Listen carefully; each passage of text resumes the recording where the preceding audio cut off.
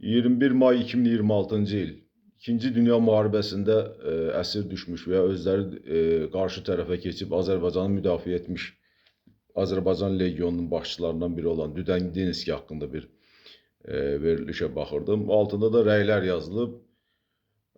Bir neçə rəylərdə çox kəskin şəkildə bu adam tənqid olunur. Maraqlıdır ki, bütün düşmənlərimiz, dostlarımız, Ermənisinə qədər düşmənimiz olan Erməniyə qədər həmən dövrdə öz xalqını qorumuş, Almanlar tərəfə keçməklə belə olsa, öz əhalisini, əsir düşən erməniləri çıxarıb qorumuş adamlara heykəllər qoyur. Onların adını dastanlaşdırır.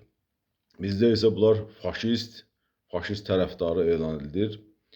Hətta ermənilər götürüb Tələt Paşanı öldürmüş terroristə öz ölkələrində heykəl qoyur. Onu Tələt Paşanın güya başıdır, onun ayağının altında da o şəkildə bir heykəl yaradır. Heç nədən utanmırlar, çəkinmirlər. Çünki öz xalqlarını müdafiəçisi olmuş hər bir şəxsin dalında dururlar. Yəni, xalq olmaq budur, millət olmaq budur. Əgər bir nəfər sənin haqqını, hüququnu müdafiə edirsə, sən onun ölüsündən də, dirisindən də, qovm əqrəbəsindən də müğayət olmalısan. O, əgər sənin üçün edirsə bunu. Gələk faşizm nədir? Faşizm, elə deyirlər ki, yəni, Alman faşizminə qarşı mübarizə apar. Bəli, Alman faşizminə qarşı mübarizə apar. Amma Sovet faşizmi də var idi. Faşizm sözünün mənasını adam dərk eləmir və böyük bir şiddətlə bunu müdafiə edir. Mən sizə internetdən oxuyacağam ki, faşizm nə deməkdir? AI overview, yəni Wikipedia qaynaqlı mənbədir. Azərbaycan Wikipediyasında baxdı, çox cılız məlumat verilib, amma yenə də kifayət edir. Oxuyuram. Faşizm, Birinci Dünya Müharibəsindən sonra İtaliyada yaranan dövlət və millət maraqlarını hər şeydən üstün tutan, fərdi azadlıqları məhdudlaşdıran ifrat sağcı siyasi ideologiya və idarəetmə üsuludur. O, adətən diktatura, irqçilik və sərt sosial bərabərsizliklərlə xarakterizə olunur. Faşizm ideologiyasının əsas xüsusiyyətləri bunlardır. Dövlət və lider kultu. Fərdin maraqları dövlətin maraqlarına tabe etdirilir. Güclü lider kultu, rəhbərə itaət ön planda olur. Milliyyətçilik və irqçilik, ifrat milliyyətçilik və irqçi baxışlar digər xalqlara qarşı düşmənçiliyi tətikləyə bilər. Totalitarizm, siyasi müxalifət və azad mətbuat qadağan edilir. Cəmiyyət və iqtisadiyyat üzərində tam dövlət nəzarəti qurulur. Bu siyasi termin və onun mahiyyəti haqqında daha geniş tarixi və nəzəri məlumatlar əldə etmək üçün Wikipedia və ətək yazı səhifələrini nəzərdən keçirə bilərsiniz.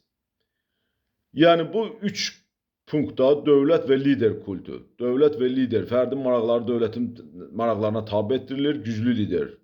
SSR elə ondan da faşist idi, belə baxsan. Çünki güclü dövlət lideri Stalin idi.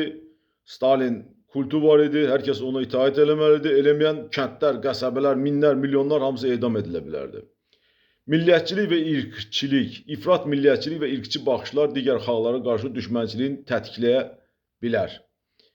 Burada isə Rus şovinizmi, hətta müharibə qutaranda Stalin deyirdi Rusiya xalqına, bu müharibənin borcluq, qələbənin borcluq, onu qoyaq bir tərəfə. Burada Sovet faşizmində milliyyətçiliyi və irqçiliyi o komünist ideologiyası əvəz edir. Yəni, komünist olmayanlar hamısı bizə düşməndir, hamısını biz məhv eləməliyik kimi bir yanaşma var idi. Bütün dünya komünist olmalıdır. Kim komünist deyil, o bizim düşmənimizdir. Hətta belə bir lozunq var idi. İndi yaşlı nəsil bunu xatırlayar, yadlarına salım. Kto ni s nami, tot protiv nas.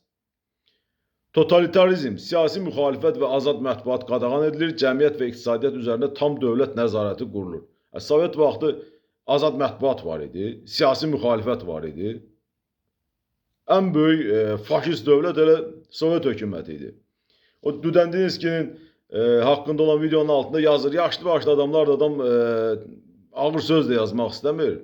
Yazır faşizmə qarşı mübarizə edən xalqımızın qarşısına. O, nə faşizm? Sənin bir dənə dövlətin olub qurulmuş Azərbaycan Demokratik Cümhuriyyəti.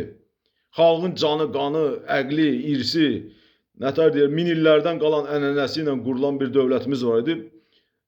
Komünist, Rus, Bolşevik, erməni daşnaq qüvvələri gəlib onu işğal edib 37-ci 40-cı iləcən əhalimizi bütün qaymağın sıyırdı atdı. Yerə qaldı baxı, səsini çıxarmayanlar, qorxanlar, çəkinənlər.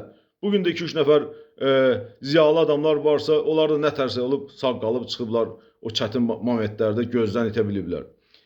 Nəyin qorumalı idi düdəndiniz ki? Həmən dövlətin nəyi müdafiə eləməli idi ki? Niyə müdafiə eləməli idi ki? Cəmaatı könüllü aparırlar müharibəyə, könüllü gedənlər də var idi. Onlar inanırdılar ki, öz vətənlərini müdafiə edirlər.